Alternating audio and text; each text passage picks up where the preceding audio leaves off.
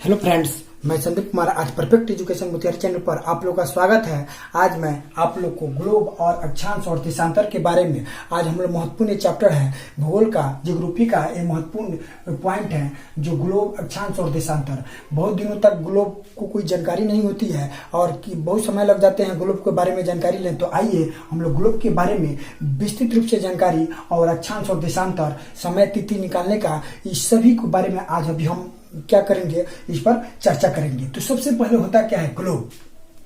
तो ग्लोब क्या है? सबसे पहले ग्लोब क्या है? एक काल्पनिक नमूना है जो पृथ्वी को क्या करता है, पृथ्वी को योगदान करता है। तो देखिए ग्लोब क्या है, एक काल्पनिक रेखा है। सबसे अच्छी आंसर क्या होगा? तो ये काल्पनिक रेखा है। तो ग्लोब एक काल्पनिक रेखा है जो इससे महत्वपूर्ण पृथ्वी के महत्वपूर्ण योगदानों के बारे में हम लोग अच्छी से जानकारी ले लेते हैं। तो ग्लोब हो गया। तो ग्लोब में दो अक्षांश रेखाएं होती है। तो कौन कौन सी अक्षांश रेखाएं होती है? तो देखिए दो रेखाएं होती है, एक होती है अक्षांश, एक होती है देशांतर। तो इसको ऊपर वाली भाग को नॉर्थ कहते हैं, नीचे वाली भाग को साउथ पोल कहते हैं। तो यहाँ पर बात रहा कि नॉर्थ ऊपरी वाली भाग को और नीचे वाले साउथ पोल कहते हैं। और होता क्या है कि एक पृथ्वी बना लिए, उस पृथ्वी में एक 0 डिग्री विषुवत रेखा बना लिए। तो 0 डिग्री को विषुवत रेखा कहा जाता है। विषुवत रेखा क्या करता है कि पृथ्वी को दो बराबर भागों में बांटती है। बराबर बराबर भागों में कौन बांटती है? तो 0 डिग्री विषुवत रेखा ही पृथ्वी को दो बराबर भागों में बांटती है। ऊपरी वाले भाग को उत्तरी गोलार्ध और निचली वाले भाग को दक्षिणी गोलार्ध कहते हैं। तो देखिए उत्तरी गोलार्ध और दक्षिणी गोलार्ध है। तो अब बात रहा कि अक्षांश रेखा के बारे में जानिए। अक्षांश रेखा क्या है? अक्षांश रेखा पृथ्वी के टेम्परेचर को नापने में काम करता है, या जलवायु वगैरह को, ये सब टेम्परेचर को, उष्मीय मान को नापता है अक्षांश रेखा।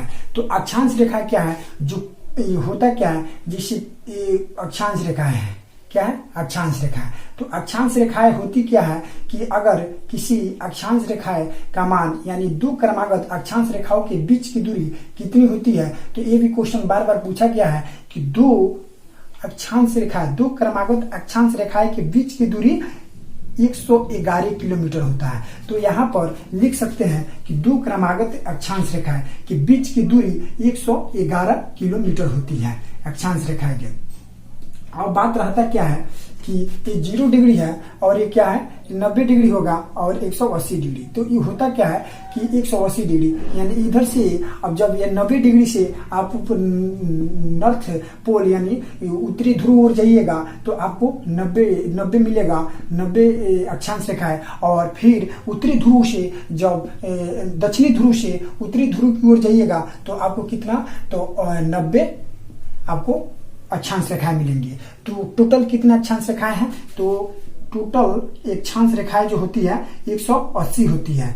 90 कितना होगा? 180 और प्लस 0 डिग्री इक्वल टू 81। लेकिन यहाँ पर बात रहता है कि ये 80 181 हो गया, लेकिन इसमें 90 डिग्री नहीं है, 90 और ये 90 क्या एक बिंदु है, जिसे 2 घटा देते हैं तो 179 यानी हो जाता है अक्षांश रेखा है। यानी एक यानी लगातार एक की अक्षांश रेखाओं के बीच की दूरी टोटल जो है 179 है, 89 नहीं 179 है। तो ये ऑब्जेक्टिव कभी कभी पूछ देता है। अब बात रहा कि अक्षांश रेखा टोटल 189 है और दो क्रमागत अक्षांश रेखाओं के बीच की दूरी कितनी है? तो 111 किलोमीटर है, 111 किलोमीटर। अब बात चलते हैं देशांतर रेखा। देशांतर रेखा क्या है? तो उत्तरी ध्रुव और दक्षिणी ध्रुव यानी नॉर्थ पोल और साउथ पोल को मिलाने वाली रेखा को देशांतर रेखा कहते हैं। क्या कहते हैं? देशांतर रेखा। तो उत्तरी पोल और दक्षिणी पोल को यानी उत्तरी ध्रुव और दक्षिणी ध्रुव को मिलाने वाली रेखा को देशांतर रेखाएं कहते हैं। अब होता क्या है कि टोटल देशांतर रेखाओं की संख्या कितनी होती है? तो ये बताइए कि पूर्वी देशांतर यानी आप कह सकते हैं कि पूर्वी देशांतर और पश्चिमी देशांतर की इधर की ओर 180 होते हैं, इधर की ओर 180 डिग्री होते हैं। तो आप क्या कह सकते हैं कि उत्तरी ध्रुव में 180 डिग्री और दक्षिणी उत्तरी यानी पूर्वी देशांतर और पश्चिमी देशांतर में टोटल देशांतर की संख्या जो होती है 180 प्लस 180 यानी हो सकता है कितना 360। तो ये भी क्वेश्चन पूछता है कि टोटल डिस्टेंस कितना होता है। टोटल देशांतर की संख्या 360 होती है। और होता क्या है कि ये भी क्वेश्चन पूछता है कि दो क्रमागत देशांतर के बीच के मध्य अधिक दूरी कहाँ होती है। यानी ऐसे क्वेश्चन पूछेगा कि दो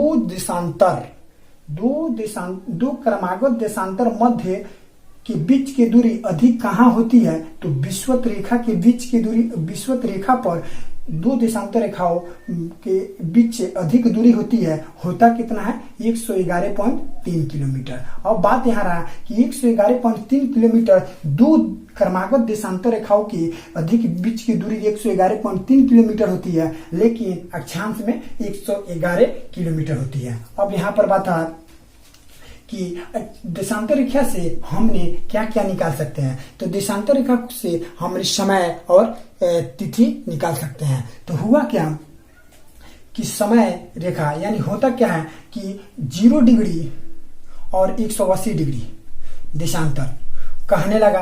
तो हुआ क्या, अमेरिका के वाशिंगटन में 0 डिग्री और 180 डिग्री देशांतर पर प्रमुख बातचीत चली। कितने ईस्वी में, तो 1884 में। जब 1885 में कांग्रेस की स्थापना हुई, 1884 में 1 साल पहले 0 डिग्री और 180 डिग्री पर कहा अमेरिका के वाशिंगटन में इसकी क्या हुई, इस पर चर्चा हुई कि 0 डिग्री को देशांतर कहा गया, 180 डिग्री को भी देशांतर किया गया। लेकिन देशांतर रेखा से हम क्या क्या निकाल सकते हैं, तो समय और तिथि निकाल सकते हैं। तो देखिए 0 डिग्री देशांतर रेखा को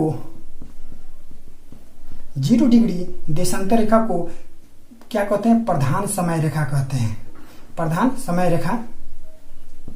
समय रेखा एक इंटरनेशनल जो प्रधान समय रेखा 0 डिग्री देशांतर रेखा को कहते हैं, या ये भी कह सकते हैं प्रमुख या मोतर, ये भी देता है प्रमुख या मोतर, ये भी कभी कभी क्वेश्चन में दे देता है। तो ये दोनों बात देखी है। अब बात रहा क्या कि 0 डिग्री देशांतर को प्रधान समय रेखा या प्रमुख यामोत्तर कहते हैं। तो होता क्या है कि ये होता है कि नॉर्थ होता है यानी गोलार्ध जो है, यानी आपकी पृथ्वी जो ग्लोब के ऊपरी भाग को उत्तरी ध्रुव उत्तर कहते हैं, इसको दक्षिण कहते हैं। इधर ईस्ट हो गया और ये पूरब हो गया, वे पश्चिम हो गया। तो होता क्या है कि भारत कहाँ है, तो यहाँ पर है उत्तर और पूरब के बीच में है। अब पूछा जाएगा कि प्रधान समय रेखा कितनी होते हैं भारत में। भारत के प्रधान समय रेखा 82.5 डिग्री होते हैं। कितना होते हैं, 82.5 डिग्री। ये भी याद रखिएगा कि 82.5 डिग्री होते हैं। भारत के प्रधान समय रेखा कितनी होती है, तो 82.5 डिग्री होती है। अब बात रहा कि ईस्ट में 4 डिग्री 4 मिनट बढ़ता है, यानी दो देशांतराओं के बीच की दूरी 4 डिग्री का अंतर होता है। यानी 4 डिग्री के अंतर होता है 1 मिनट पर। यानी दो देशांतर रेखाओं के बीच की दूरी जो है 4 डिग्री का अंतर होता है।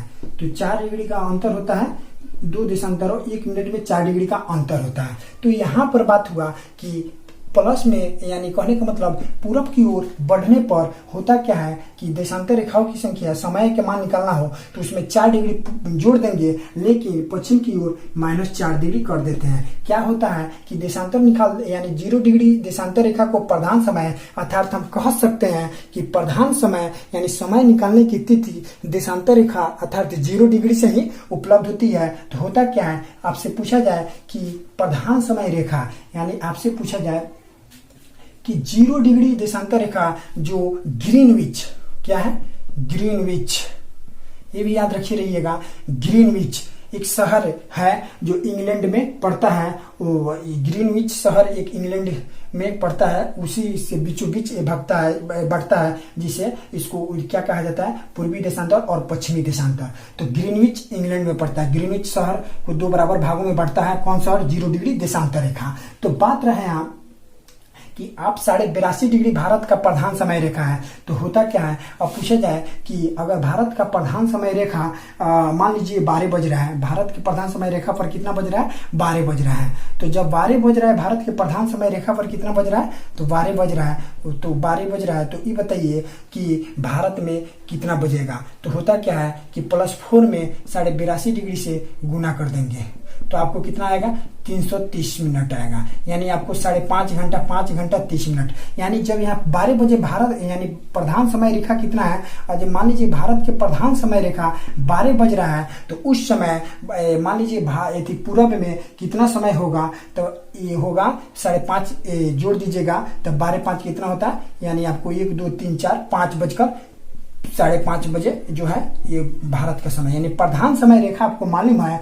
उसमें कितना जोड़ देना है, 5.5 जोड़ देना है। अगर यहाँ पर पूछा जाए कि देशांतर रेखा यानी आपको ये भी पूछा जाए कि किसी भी देश का अगर मान लीजिए 30 डिग्री यहाँ हो रहा है, 30 डिग्री है, तो उस समय पूछा जाए आपसे क्या कि भारत के प्रधान समय रेखा पर यानी 2 बज रहा है, कितना बज रहा है, मान लीजिए 2 बज रहा है, तो 30 डिग्री में वो जो है पश्चिम में कितना समय होगा। तो होता क्या है, 30 डिग्री को 4 से मल्टीपल करेंगे तो 3 चौका 12 120 मिनट, अर्थात हम कह सकते हैं 2 घंटा।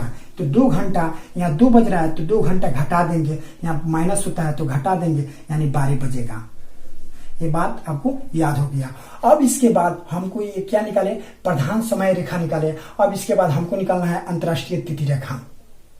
तो अंतर्राष्ट्रीय तिथि रेखा क्या होती है, इसके भी बारे में थोड़ा सा जानकारी ले लिया जाए।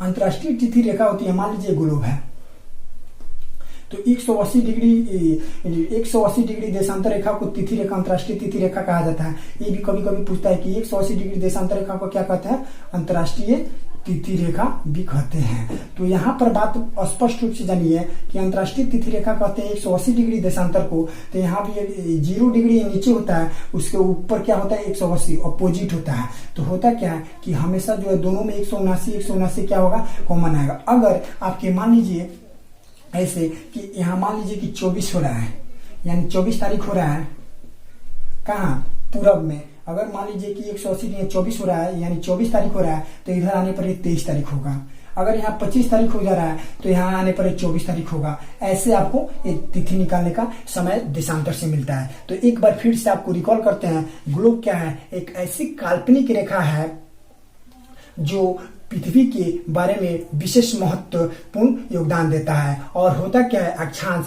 तो ग्लोब पर दो क्या होती है, 2 आकृति होती है, एक अक्षांश रेखा, एक देशांतर रेखा। अक्षांश रेखा वैसी 2 क्रमागत अक्षांश रेखाओं के बीच की दूरी 111 किलोमीटर होती है। उसके बाद होता क्या है कि 2 अक्षांश रेखाओं के बीच की दूरी और टोटल अक्षांश रेखा पूछा जाए तो 179 होती है, क्योंकि 90 डिग्री 180 डिग्री और 90 डिग्री नहीं होता है, पॉइंट होता है, और 0 डिग्री जोड़ेंगे 2 घटा देंगे तो 179 होगा।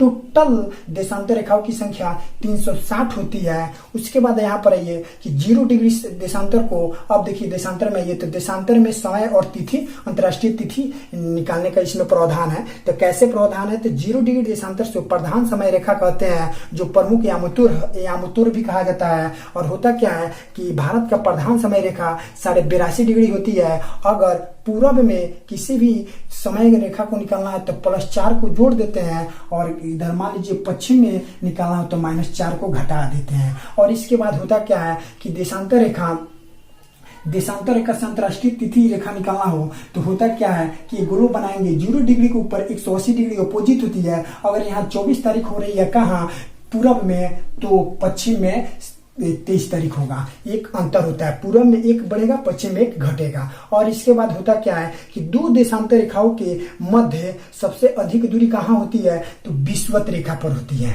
और सबसे कम दूरी ध्रुव पर होती है। ये भी बात पोल पर होती है, सबसे कम दूरी देशांतर रेखा के। और इसकी 2 देशांतर मध्य रेखाओं के बीच की अधिक दूरी 111.3 किलोमीटर होती है, जबकि 111 किलोमीटर अक्षांश रेखा होती है। ये बातें महत्वपूर्ण है। और होता क्या है कि 1884 में ही